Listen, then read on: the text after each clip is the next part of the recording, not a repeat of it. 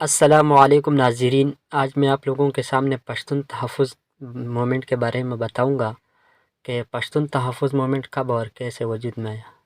پشتون تحفظ تحریک پاکستان کے قبائلی علاقوں میں رہنے والی پشتونوں کی سماجی تحریک ہے، جس کا آغاز مئی 2014 میں ہوا۔ اپنے آغاز میں اس تحریک کی بنیاد محسود تحفظ تحریک کے نام سے ہوئی، جس کا مقصد جنگ سے متاثرہ وزیرستان اور سابق وفاق کے زیر انتظام قبائلی علاقوں میں زمینی مسماریوں کا خاتمہ اور سیکورٹی چوکیوں پر پشتونوں کی ذلت کی روک تھام کرنا تھا۔ جنوری 2018 میں نقیب اللہ محسود کی کراچی میں پولیس مقابلے کے دوران مروہ عدالت ہلاکت کے بعد اس تحریک کو عروج ملا۔ اس کی مقبولیت میں اضافہ ہونے کی وجہ سے اس کا نام محسود تحفظ تحریک سے تبدیل کر کے پشتون تحفظ تحریک رکھا گیا۔ اس تحریک کے سربراہ انسانی حقوق کے کارکن منظور پشتین ہے، جبکہ اہم رہنماؤں میں علی وزیر اور محسن داوڑ بھی شامل ہے۔ جنوری 2018 کو منظور پشتین نے ڈیرہ اسماعیل خان سے شروع ہونے والی احتجاج مارچ کی قیادت کی اور 28 جنوری کو پشاور تک پہنچنے، پھر 1 فروری کو اسلام آباد پہنچنے پر پشتون تحفظ تحریک نے سب پشتونوں قومی رہنما نامی ایک جرگہ منظم کیا۔ جرگے نے نقیب اللہ محسود کی ہلاکت کی مذمت کی، جس کو کراچی میں ایک پولیس اہلکاروں اور پشتونوں کے خلاف مبینہ طور پر ریاستی مظلوم کے دوران میں پولیس فورس کی طرف سے مارا گیا تھا۔ دوسری مطالبات کے علاوہ جرگہ نے حکومت سے یہ بھی کہا کہ نقیب اللہ محسود کے لیے عدالتی انکوائری قائم کرنے کے ساتھ ساتھ تمام دیگر پشتونوں کے لیے پولیس کے محاذوں پر غیر قانونی طور پر قتل کیا گیا تحقیقات کا آغاز کیا جائے۔ پشاور میں 8 اپریل 2018 کو ایک بڑا اجتماع کا انعقاد کیا گیا۔ 60,000 سے زائد افراد نے اس احتجاج میں شرکت کی تھی۔ ان کی بنیادی مطالبات میں آپ لوگوں کے سامنے رکھوں گا۔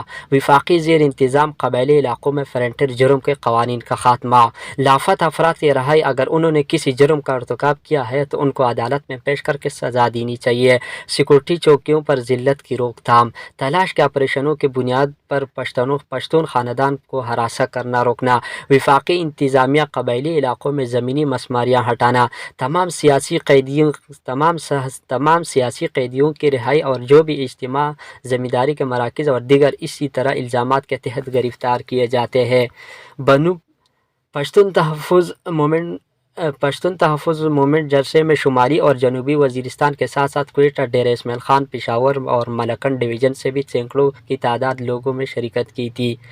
پشتون تحفظ موومنٹ نے اتوار کو خیبر پختونخوا کے جنوبی شہر بنو میں احتجاجی جلسے کا انعقاد کیا، جس میں ایک بڑی تعداد میں لوگوں نے شرکت کی تھی۔ سوشل میڈیا پر اس جلسے میں شریک افراد کی تصاویر شیئر کیا جا رہے ہیں اور دعویٰ کیا جا رہا ہے کہ یہ غالباً موومنٹ کا سب سے بڑا جلسہ تھا۔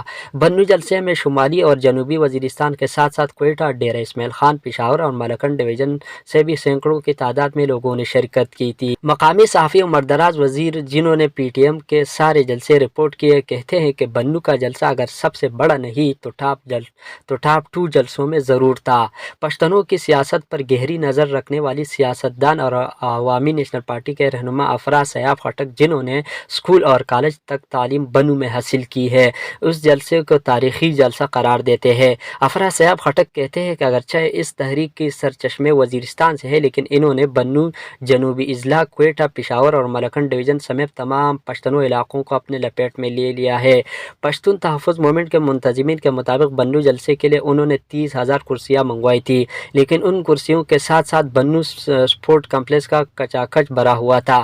صحافی عمر دراز وزیر کے مطابق کم از کم 60,000 لوگوں نے بنو جلسے میں شرکت کی، جس میں لاپتہ افراد کے اہل خانہ، بچے، خواتین اور بوڑھے بھی شریک تھے۔ اس جلسے میں جنوبی وزیرستان سے تعلق رکھنے والی ملک مرزا عالم وزیر کے بیوہ نے بھی شرکت کی، جس کے گھر سے ان کے شوہر اور 2 بیٹوں سمیت 13 جنازے نکلے تھے۔ یہ تمام افراد نامعلوم مسلح افراد کے ہاتھوں مختلف حملوں میں مارے جا چکے ہیں۔ 88 سالہ فیض محمد کاکا پر بھی ثوابی پی ٹی ایم جلسے کے بعد ایف آئی آر درج کی گئی اور بعد میں انہیں گرفتار بھی کیا گیا تھا۔ سوشل میڈیا پر اس 18 سالہ شخص کو ہتھ کڑیاں لگی ہوئی تصاویر وائرل ہوئی تھی۔ پشتون تحفظ موومنٹ کے بنو جلسے کو بھی مقامی میڈیا نے کوئی کوریج نہیں دی۔ موومنٹ کے جلسوں میں اکثر فیس بک لائیو کے ذریعے شرکاء مقررین کے تقاریر دیکھتے ہیں، لیکن بنو میں جلسے کے وقت موبائل فون اور انٹرنیٹ سروس معطل رہی۔ یہ معلوم نہیں ہے کہ یہ معطلی سیکورٹی کے پیش نظر کی گئی یا سینسرشپ کی وجہ سے۔